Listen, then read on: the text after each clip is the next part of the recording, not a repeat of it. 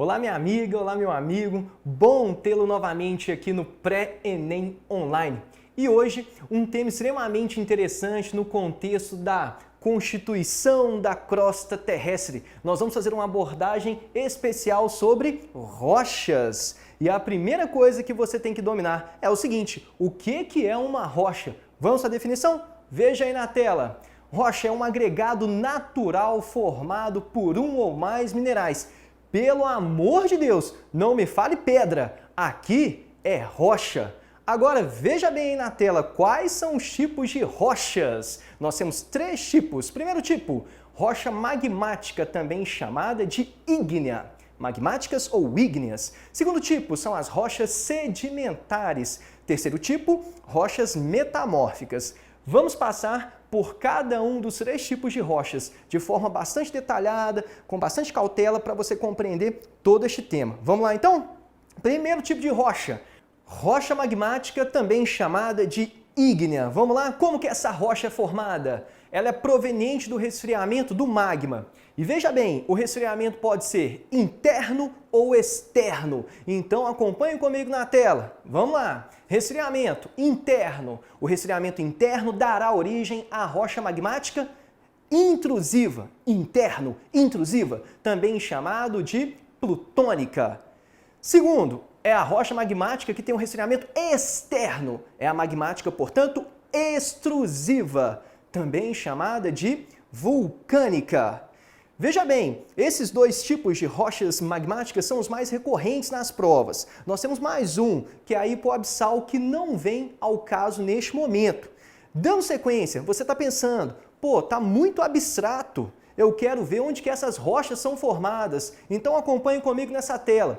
Coloquei as 2 placas aí, que você já conhece muito bem, a placa de Nazca e a placa sul-americana. Placa sul-americana, nós já vimos isso, é onde tem um dobramento moderno, a Cordilheira dos Andes, né? A placa sul-americana é aquela que dobrou, a de Nazca é aquela que desceu aqui, olha, nós temos até a zona de subducção, lembra dela? Portanto, volte para a tela aí. Placa sul-americana, tivemos a dobra, a formação da Cordilheira dos Andes. E você já sabe que algumas trincas foram formadas nesta placa, portanto, nós temos atividade vulcânica. E se temos atividade vulcânica, você vai lembrar do magma. O magma, quando resfria na superfície, dará origem à rocha magmática. Se está do lado de fora, é rocha magmática, veja na tela. Extrusiva, também chamada de vulcânica. O grande exemplo é essa rocha que está aí, cujo nome é basalto. O basalto é o nosso exemplo de rocha magmática extrusiva, é o mais recorrente nas questões. Agora, vamos para o outro lado. Rocha magmática intrusiva ou plutônica. Professor, como que é essa rocha é formada? Placa tectônica, está aqui. Aqui é a parte superficial onde estamos. Parte de baixo da placa, o magma pode perfeitamente encostar na placa e resfriar. Quando ele resfria, o resfriamento é interno, então rocha magmática intrusiva. Melhor exemplo de rocha magmática intrusiva é o granito. Volte para a tela, dê uma olhadinha no granito aí. Tá entendido? Portanto, essas são as 2 principais rochas magmáticas. Tudo dominado?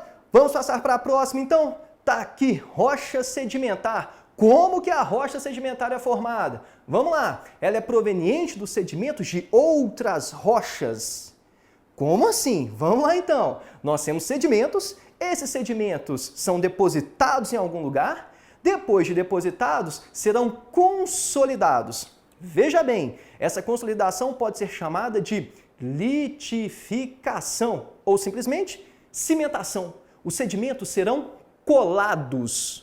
E quando colados, darão origem à rocha sedimentar. Veja então, rocha sedimentar. Olha o nosso exemplo de rocha sedimentar aí. Veja bem, isso já foi cobrado em questões. A rocha sedimentar apresenta camadas. Tá vendo as camadinhas aí? Essas camadas indicam deposição de sedimentos. Mas aí vem o seguinte, olha só, eu coloquei consolidação, puxei uma setinha e coloquei diagênese.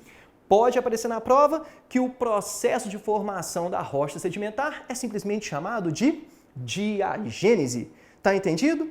Agora, olha só, sedimentos. De onde que saem esses sedimentos? Eles são provenientes de um processo de intemperismo ou meteorização. Professor, o que é intemperismo? O que é isso? Meteorização. É muito simples. Intemperismo é simplesmente quebra ou desagregação da rocha. Então volte para a tela. Olha aí. Quebra, desagregação da rocha pela ação de agentes exógenos. São os agentes externos. Quais são os agentes externos? Água, por exemplo. Nós temos também excrementos animais e assim vai. Agora vamos focar em intemperismo ou meteorização. Vamos lá? Quais são os tipos de intemperismos? Primeiro, intemperismo químico, que ocorre na presença da água. Depois, intemperismo físico, variação de temperatura. E por último, intemperismo biológico, proveniente de excrementos animais, raízes, vegetais e assim vai. Professor, não entendi. Intemperismo químico. Me acompanha aqui. Você tem precipitação, a água entra em contato com a rocha, provoca uma reação química e quebra a rocha. É claro que isso acontece ao longo de milhões de anos. Nós temos o intemperismo físico. Como que acontece? Intemperismo físico pode acontecer mediante a variação de temperatura. Muito quente, a rocha dilata. Muito frio, a rocha contrai. Neste movimento de dilatação e contração, a rocha, ao longo de milhões de anos, quebra. É a termoclastia, a quebra da rocha pela variação da temperatura.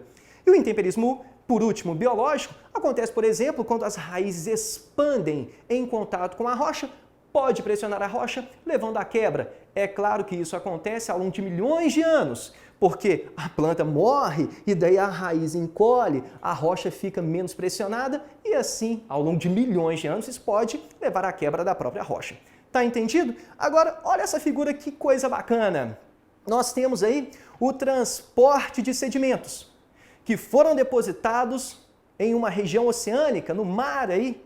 E daí nós temos a diagênese, que é a formação, já falamos sobre, da rocha sedimentar. Rocha sedimentar exposta em camadas e tem uma importância arqueológica, paleontológica e econômica. Não entendi. Então vamos lá. Olha, guarde essa informação. Vai ser muito importante para você. Qual a importância da rocha sedimentar? É na rocha sedimentar que você vai encontrar, por exemplo, vestígios de antigas civilizações, portanto, importância arqueológica. Também na rocha sedimentar que você vai encontrar fósseis de antigos animais, portanto, importância paleontológica. E na rocha sedimentar que você vai encontrar petróleo, gás natural, que são combustíveis fósseis, então tem importância econômica. A rocha sedimentar é muito relevante. Dando sequência, vamos verticalizar um pouco nessas rochas sedimentares. Quais são os tipos de rochas sedimentares? Detrítica é o primeiro tipo, depois orgânica e, por último, química. Vamos ver então? Rocha sedimentar detrítica. Olha só, formada pela agregação de sedimentos de outras rochas. São, portanto, detritos, pedacinhos, sedimentos de outras rochas. Veja bem, o grande exemplo é o arenito. Olha o nome! Arenito é proveniente, portanto, veja bem, da areia. A areia, quando consolidada, sofrendo um processo de diagênese, forma o arenito. Provavelmente você já deve ter visto isso aqui, olha. Filetes de arenito decorativos. É utilizado muito na arquitetura, na construção civil. E tem uma importância o arenito. Olha que bacana, é no arenito que você vai encontrar aquíferos, já que trata-se de uma rocha bastante porosa e em um momento oportuno iremos abordar aquífero com você, beleza? Então tá aí, formação de aquíferos associado, no caso aí, ao arenito. E a próxima rocha sedimentar é a rocha sedimentar orgânica. Como que a rocha sedimentar orgânica é formada? Muito fácil, vamos lá. Formada por material orgânico vegetal e animal, ou simplesmente material orgânico vegetal ou animal. Vamos lá então para o nosso exemplo, que é o carvão mineral. Carvão mineral não é carvão de churrasco, pelo amor de Deus. Carvão mineral é utilizado como fonte energética, é um combustível, tá? E de onde que vem o carvão mineral? O carvão mineral, em um passado muitíssimo remoto, era basicamente uma floresta de conífera. Era uma árvore. Esta floresta de conífera, passando por processos químicos, geológicos ao longo de milhões de anos, deu origem, no caso, ao carvão mineral que conhecemos hoje. E tá aí, carvão mineral, nosso exemplo de rocha sedimentar orgânica utilizado para a produção de energia em termoelétricas. Por que termoelétricas? Porque o carvão mineral é queimado para a produção de energia. E por último, nós temos a rocha sedimentar química. Como que essa é formada? É formada por sedimentos modificados a partir de reações químicas. Um exemplo muito clássico. Provavelmente você já deve ter visitado alguma gruta. Caso essa gruta seja de calcário, você viu algumas formações provenientes do teto, outras provenientes do chão. Então foque na tela aí, olha que legal! Formações em áreas calcárias. Nós temos o estalactite e o estalagmite. Estalactite vem de cima, estalagmite vem de baixo. O estalactite é um exemplo de rocha sedimentar química, assim como o estalagmite. Tá entendido? Então são os três tipos de rochas sedimentares. Repetindo, detrítica, orgânica e, por último, química. Agora, o último grande tipo de rocha, que é a rocha metamórfica. Olha o nome, rocha metamórfica, é aquela que sofreu metamorfismo. Como que ela é formada? Vamos lá? Proveniente da atuação das altas temperaturas e pressões do interior da Terra em qualquer tipo de rocha. Olha só, altas temperaturas e pressões. Vamos lá então? Me acompanhe aí na imagem. Placa de Nazca e placa sul-americana. Essa imagem você já deve ter visto aí umas 5 vezes. O que vai acontecer aqui? Olha que interessante. Rocha em contato com magma vai sofrer metamorfismo. Professor, não entendi. Veja bem, placa tectônica está aqui. É formada por rocha. A placa tectônica é uma macroporção de rocha. Se o magma entra em contato com a rocha vai aquecer. Quando a rocha aquece, você vai ter o quê? Um metamorfismo, uma mudança dessa rocha. Veja bem, você não terá o surgimento de novos elementos, de novos minerais. Você terá apenas a reorganização. Mas esta reorganização já é suficiente para caracterizar essa rocha como rocha metamórfica, porque ela sofreu metamorfismo, sofreu mudança. Voltando para a tela, em cima aqui da placa sul-americana nós temos a Cordilheira dos Andes e uma área que você já sabe de erupção vulcânica. Eu coloquei dobramento me referindo à Cordilheira dos Andes. Veja bem, se você tem na superfície erupção vulcânica, quando o magma entra em contato com a rocha, magma muito quente, vai alterar a temperatura da rocha, a rocha sofrerá metamorfismo. Tranquilo? Outra coisa, quando você tem a colisão de placas, por exemplo, a placa de Nazca desce, a sul-americana dobra. A dobra ocorre mediante gigantesca pressão. Se tem pressão, tem metamorfismo. Então essa região destacada na imagem aí é uma região marcada por várias rochas metamórficas. Só acompanhando, no canto inferior direito, área de erupção vulcânica e de dobramento, você vai ter alteração de temperatura e também de pressão, logo metamorfismo. Portanto, essa é a rocha metamórfica. Agora vamos para os exemplos de rochas metamórficas. Veja bem aí, rocha original, granito. O granito, você já sabe que é um exemplo de rocha magmática intrusiva. Se você tem alteração de temperatura e pressão, transforma-se em uma rocha metamórfica chamada gneiss. O arenito, que você já sabe que é uma rocha sedimentar detrítica, se sofre alteração de temperatura e pressão, vira quartzito.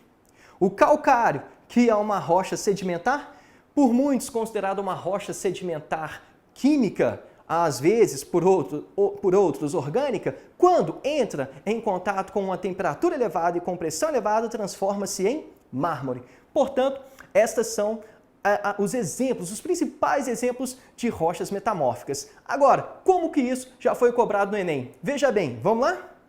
Tá aí, Enem 2010. O esquema mostra depósitos em que aparecem fósseis de animais do período Jurássico.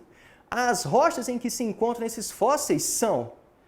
Meu amigo, minha amiga, se tem fósseis, eu te falei da importância da rocha sedimentar. Se tem fósseis, é rocha sedimentar. Vamos ver as opções? Vamos lá. São rochas magmáticas? Não são magmáticas. São sedimentares? Opa, são sedimentares, na letra B.